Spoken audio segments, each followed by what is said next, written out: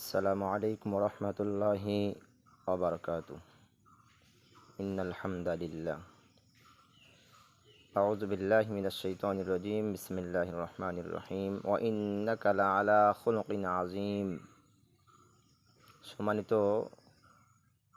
হাজিরিন, আল্লাহ তাআলা হযরতে রাসূল আরবি সাল্লাল্লাহু আলাইহি সাল্লাতু ওয়াসসালামকে উম্মতের জন্য সবচাইতে বড় আখলাকওয়ালা বানিয়ে আল্লাহ তাআলা আমাদের মাঝে প্রেরণ করেছিলেন।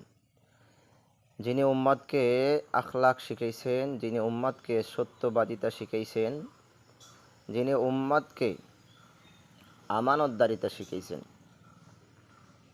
এজন্য আমাদের প্রত্যেকের উচিত রাসূল আরবি সাল্লাল্লাহু আলাইহি সাল্লাতু ওয়াসসালামের আখলাকবান হওয়া।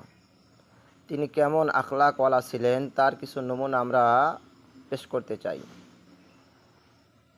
আমরা সকলেই অবগত আছি তায়েফের ময়দানের ঘটনাগুলো, যেখানে আল্লাহ তাআলা তার ফেরেশতাদেরকে বলতেছিলেন যে যাও আমার হাবিবের কাছে যাও, সে আজ যা চায় সেটাই হবে। আর আমার নবী এমন আখলাকওয়ালা,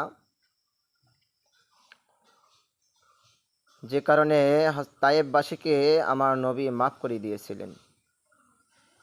কি পরিমাণ দয়ার পরবশ হলে আল্লাহ তাআলার পক্ষ থেকে এরকম আসার পরেও তিনি উম্মতের কি ফিকির করতেন।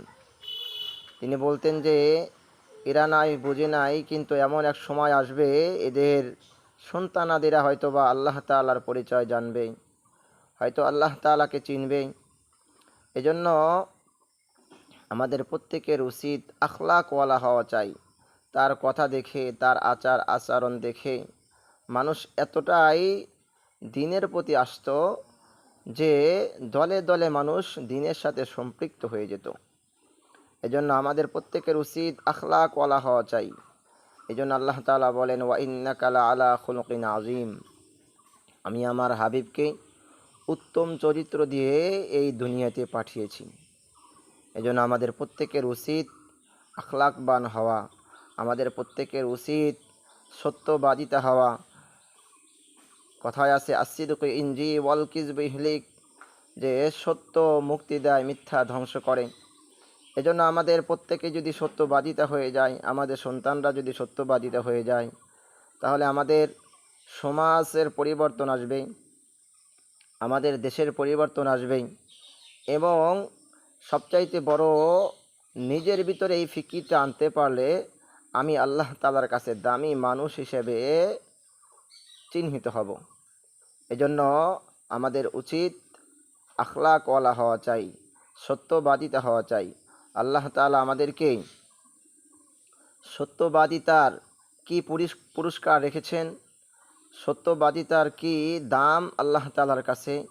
যেরকমভাবে হযরতে আবু বকর সিদ্দিক রাদিয়াল্লাহু তাআলা আনহু রাসূল আরবি সাল্লাল্লাহু আলাইহি সাল্লাতু ওয়াসসালাম যখন মিরাজ থেকে আসেন, এক কথায় আমার রাসূল সাল্লাল্লাহু আলাইহি সাল্লাম বলতেছেন যে আমি আজ রাত্রেই মিরাজ করেছি। এটা আর দ্বিতীয় কোনো প্রশ্ন নাই। এটা এক বাক্যে হযরতে আবু বকর রাদিয়াল্লাহু তাআলা আনহু স্বীকার করে নিয়েছিলেন।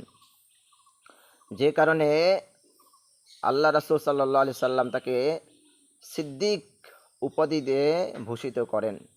এজন্য আমাদের সন্তানদেরকে যদি আমরা সত্যবাদিতা শিখাই, তাহলে আমাদের সন্তানরা সমাজের প্রত্যেকটা জায়গায় পদার্পণ করবে, তার বন্ধু মহলে পদার্পণ করবে। আর তখনই তাদের এই পরিচয়টা ফুটে উঠবে যে সত্যবাদিতা, আখলাকওয়ালা।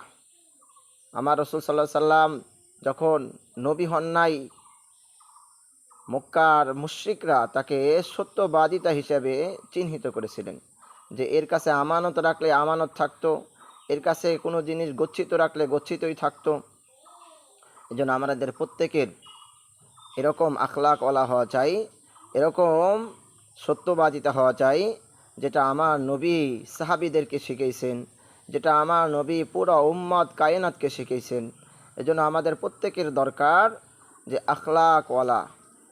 আখলাকওয়ালার দাম আল্লাহ তাআলার কাছে সবচাইতে বেশি। আল্লাহ তাআলার কাছে সবচাইতে সত্যবাদিতার দাম অনেক বেশি। আল্লাহ তাআলা আমাদেরকে এরকম নিজেদের ভিতরে আখলাক, নিজেদের ভিতরে সত্যবাদিতা নিয়ে আসার তৌফিক দান করেন। ওয়া আখিরু দাওয়ানা আলহামদুলিল্লাহি রাব্বিল আলামিন।